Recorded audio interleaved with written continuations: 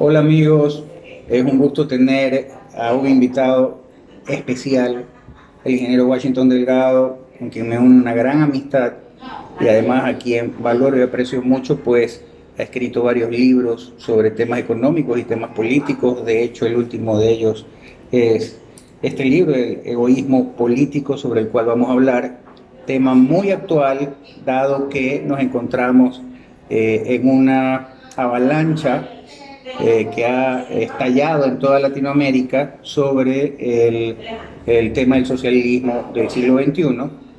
Ciertas declaraciones del dictador Maduro así lo han establecido, que responde al proyecto del Foro de Sao Paulo. Así que mi querido Washington, bienvenido. Un gusto tenerlo aquí. Muchas gracias al doctor Modesto Gerardo Apolo. Realmente es una alegría estar compartiendo estas cámaras y compartir el libro, precisamente, que de entrada le digo, me hubiera gustado ponerle otro título, pero quise hacer un diagnóstico de la parte negativa de los políticos cuando ellos quieren imponer sus ideas con el egoísmo político, precisamente.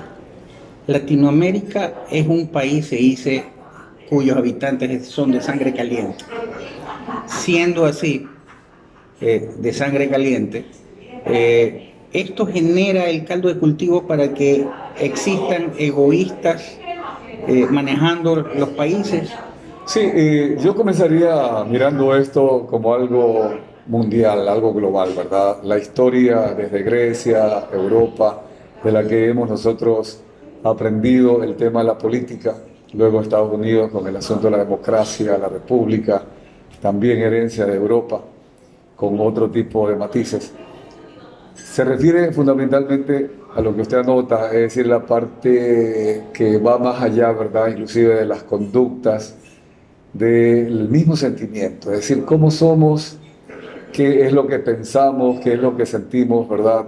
Y en qué lo convertimos. Y somos así, somos personas que quizás estamos viviendo permanentemente la riqueza, pero que por alguna razón no logramos ponernos de acuerdo, llegar al consenso para que haya una explotación de riqueza y que esa riqueza sea bien repartida para el beneficio de todos. El más rico sabiendo que mientras menos pobres haya, la estabilidad democrática republicana no va a ser justamente el caldo de cultivo para los caudillos. O a veces los caudillos provocan este tipo de caldo de cultivo también con pobres, haciéndolos más pobres, con la demagogia inclusive, para que luego eso sea propicio para seguir dominando, para seguir ganando los eventos electorales. Y en la práctica todavía vamos a cumplir 200 años de repúblicas en Latinoamérica, pero creo que todavía seguimos siendo república en el papel. Republiquetas, decían en un momento determinado. El mismo Simón Bolívar, ¿verdad? Claro, bajo ese criterio, el egoísmo propiamente dicho de quienes gobiernan, eh, ese egoísmo gobierna, valga la redundancia, por ignorancia del pueblo, por desconocimiento del pueblo de los temas políticos o por falta de interés en los temas políticos y económicos por parte del pueblo, porque como que ven la cosa pública lejana, como que ven los recursos del Estado lejanos, como que no se identifican con lo que le pueda pasar a la economía popular o a la economía del Estado, porque lo único para ellos, su mundo, es la economía en su bolsillo, la economía familiar. Sí, es decir, esto es un proceso, ¿verdad? Por una parte tenemos una máxima que se dice que los gobernantes no son extraterrestres, los gobernantes son productos de la misma cultura, es decir, salen o surgen a partir de la misma sociedad.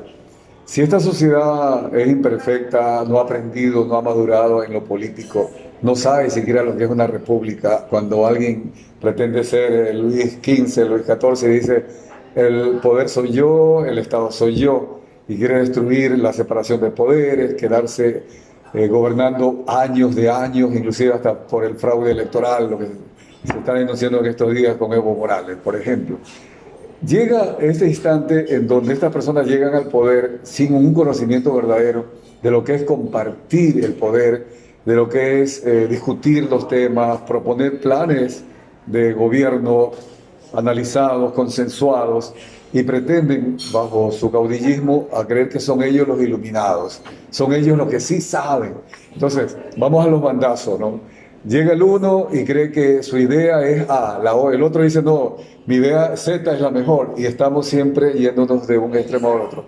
¿Y qué hace la ciudadanía? Se desencanta, porque finalmente dice, bueno, ¿y quién es el que tiene la solución? Si yo sigo siendo más pobre, me mantengo en la pobreza, el que da más. Entonces el que me da más bono de desarrollo, el que me miente mejor y todo, no importa que robe, con tal de que yo lleve a mi casa algo de comer y tenga algo en el bolsillo. En alguna reunión que tuvimos hace poco tiempo en uno de los diarios de esta ciudad con el expresidente Hurtado, él manifestaba que la sociedad ecuatoriana desgraciadamente era una sociedad alejada del tema moral. Un poco por lo que usted manifestaba. Llegando a ese extremo, las declaraciones por parte del representante del indigenado, el señor Vargas, en el cual se humilló a policías, militares y se hace posteriormente una convocatoria a formar un grupo paramilitar, lo cual es gravísimo porque estamos hablando de guerrilla. Usted en su libro dice que se exacerban aquellos que se autodenominan líderes, pero que no son más que caudillos, exacerban las pasiones. ¿El movimiento indígena se mueve por exacerbar pasiones o simplemente por el cacicazgo, eso de lo que dice el cacique, el pueblo hace? Sí, hay algo que uno debería profundizar, ¿verdad?, en esa pregunta para poder responderla en un análisis. Yo he hablado un poquito de asuntos sentimientos.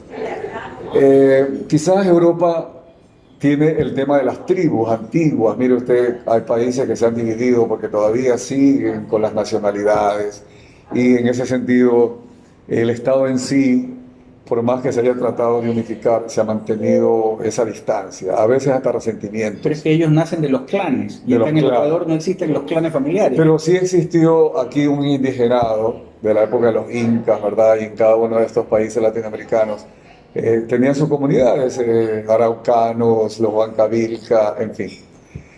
Cuando llegan los españoles, ellos vienen y lastimosamente no nos enseñan a gobernar. Les cortan la cabeza prácticamente a los líderes o a los caciques y los van a subyugar, y luego que llena la libertad, el indígena o el criollo o el español que se quedó acá defendiendo los intereses, la libertad de los criollos, no aprendió a administrar. Y eso posiblemente decimos es culpa de España. No, ha pasado 200 años y todavía seguimos experimentando y no hemos aprendido a gobernarnos en esos 200 años de república. El producto ahora vemos que estas personas, los indígenas, dicen, nosotros somos los dueños de la tierra, somos los dueños del petróleo, porque nosotros estábamos antes que ustedes.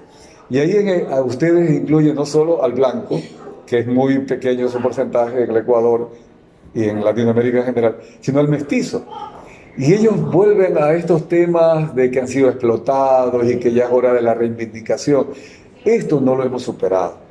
Y Rafael Correa comete su tremendo error en la Asamblea de Montecristi para luego terminar con una constitución que ya tiene 11 años, en el año 2008, en donde les da, para mí engañado, la nacionalidad, lo que es la plurinacionalidad, y termina diciéndoles allí que hay una justicia indígena, al punto que ahora que hubo un estado de excepción en estas últimas revueltas que rayaron con el terrorismo, ellos para el territorio indígena declararon su propio estado de excepción.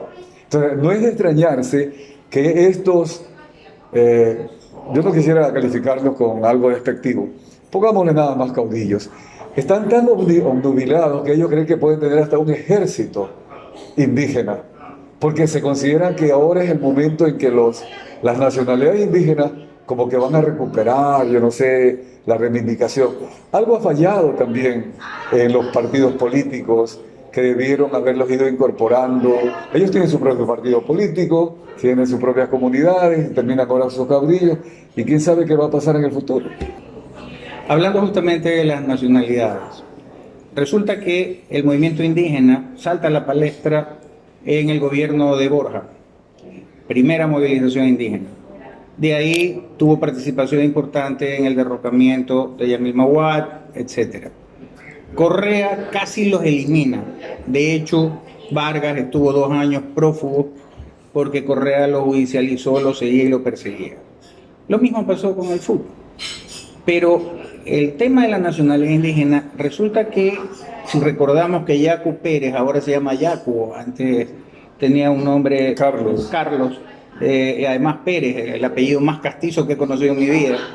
Eh, Resulta que Yacu Pérez, cuando tuvo el problema con su esposa, su pareja, sacó pasaporte indígena, que no se lo validaron en ninguna parte. Se casó por la ley indígena, que tampoco el registro civil se lo validó. Entonces, vivimos una ficción exacerbando nacionalismo y pasiones nacionalistas. Recordemos que el estallido de Alemania, que da luego origen a la Segunda Guerra Mundial, es justamente la exacerbación del nacionalismo. Sí, yo quisiera trascender un poco el tema de las nacionalidades, porque si miramos el factor común entre los indígenas, el campesino, el monturio, como lo llamamos nosotros, el mestizo que vive en el suburbio, ¿verdad? El denominador común es que tiene un estándar de vida bajo, que tiene o Ecuador, un país rico, y estoy en ese trabajo en los últimos días haciéndolo, que tiene un ingreso per cápita promedio de 11.500 millones, 11.500 dólares anuales. Pero en la repartición de esa riqueza hay todavía un alto porcentaje de ecuatorianos que están viviendo con menos de $1.50, $1.80 al día. Es decir, cuando hablamos de la repartición de ingresos por el ingreso justamente, ¿verdad? Un subempleo, desempleo que sumado llega al 63% de los ciudadanos ecuatorianos económicamente en capacidad de trabajar, que están trabajando menos de 40 horas y ganando menos de un salario básico. Entonces, hay un porcentaje de 37% que sí tiene un salario digno y que está allí afiliado al Seguro Social, etcétera, etcétera. Entonces, es una herencia justamente del caudillismo que hubo durante 10 años. Cuando Ecuador entró en la dolarización, se estaba recuperando la economía. Todavía había problemas, es cierto, pero ingresa Rafael Correa y destruye todo esto. Destruye no solo la parte económica, nos endeuda de 10.000, 13.000 millones de dólares de la deuda pública, nos dejó con 55.000 millones. Cuadruplica el tamaño del Estado. Total. Destruye la institucionalidad, porque deja enquistado la corrupción, la desidia y una serie de cosas que hay que recuperarlas.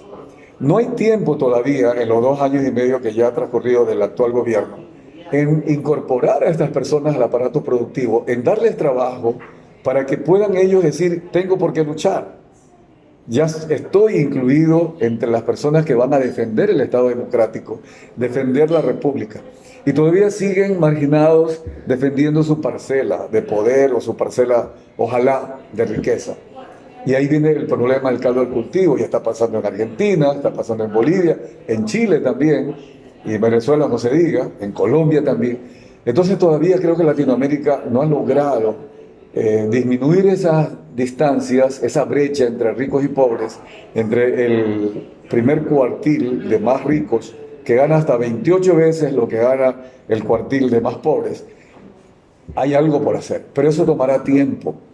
Y en el camino de ese tiempo, que no sé, una generación de pronto, ojalá que fuera así, vienen estas personas y dicen, mira, te fuiste a la derecha, te fuiste al neoliberalismo, te fuiste al FMI y no te da resultado. Regresa al comunismo, regresa al socialismo. Y ahí aparecen los indígenas, que el Montubio y esto. Entonces estamos en un estado crítico que ojalá lo podamos recuperar razonando, dialogando. No hay otra.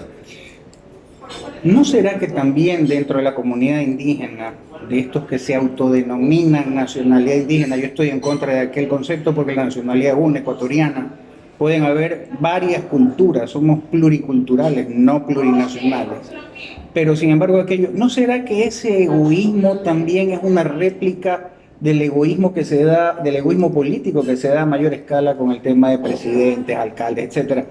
Por una sencilla razón. Ejemplos de reparto y generación de riqueza comunal existe. El Salinerito es un ejemplo de aquello.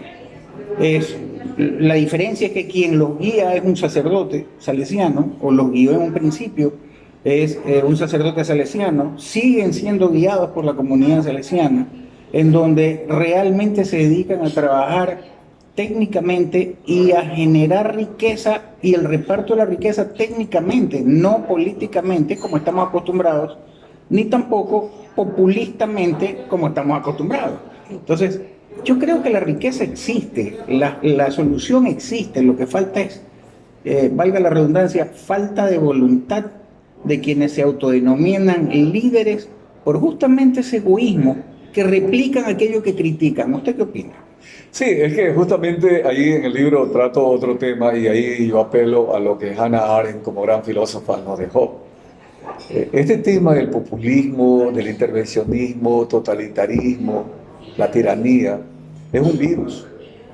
Y ese virus surge en alguien resentido, con carisma, con un buen discurso, mentiroso, que miente y luego explica su mentira y es capaz de decirle ante las cámaras, yo no dije tal cosa. Entonces eso se repite día a día.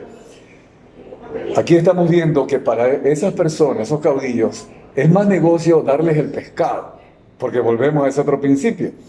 No hay almuerzo gratuito, no. Hay que ganárselo, hay que trabajar. Entonces lo que hay que darle la oportunidad a los ciudadanos, ahí John Rawls da mucho de cátedra en lo que es el liberalismo político. Le dice, tú tienes que darle al pueblo la oportunidad en igualdad, ahí sí, pero prepararlo para que pueda optar por esa igualdad, para esa oportunidad.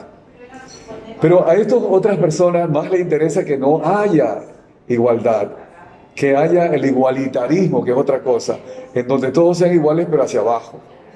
Y aparecen ahí esos caudillos en su parcelita, con el egoísmo político, y dominan, porque ellos sí son dueños de tierras, viajan en avionetas mientras el pueblo viaja en bus O en burro. y salen a las movilizaciones y están acá como en la retaguardia y son capaces, pero hablan bonito, hablan muy bien, con demagogia.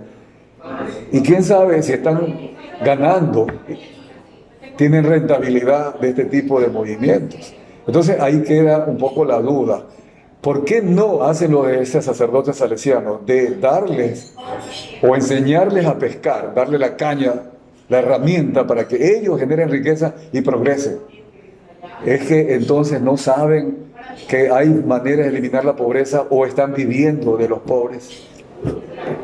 Le contesto, para mí están viviendo de los pobres y les conviene mantenerlos en pobreza para no perder su liderazgo, entre comillas, como caudillos. Y aspiran a ser presidente. Por supuesto. O sea, aquí cualquier fulanito de esto que cree que es ya un líder suelo, termina aspirando a la presidencia. Por eso tenemos 17 candidatos a la presidencia de la República. Y más Con todo respeto, no porque hay excepciones. Y más de 200 partidos y movimientos políticos, lo cual no hay 200 ideologías definitivamente. Y al fin y al cabo, económicamente, el pueblo termina desplumado para de alguna u otra manera estar en el ambiente de lo que sucedió del 3 de octubre. Mi querido Washington, la verdad es que el tiempo se viene corto, siempre es un placer conversar con usted. Esta vez me ha tocado a mí hacer la de entrevistador, porque siempre usted tiene la gentileza de invitarme a su radio Forever 92.5 FM en Guayaquil. Y bueno, hay mucha tela por cortar. Invito a nuestros amigos a que adquieran el libro El egoísmo político. Es realmente didáctico y con unos conceptos profundos. Me alegro que esté haciendo la segunda parte de aquello.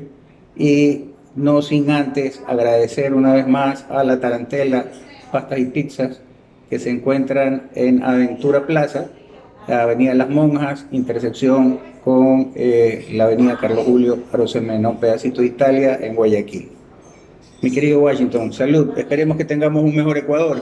Sí, sí, y que no terminemos desplumados. Si me permite, Gerardo, agregar nada más que justamente el libro es una invitación también a las personas de buena voluntad. Es decir, esto es un tema en que cuando decimos nosotros somos los buenos y nos quedamos callados, con el silencio también somos cómplices.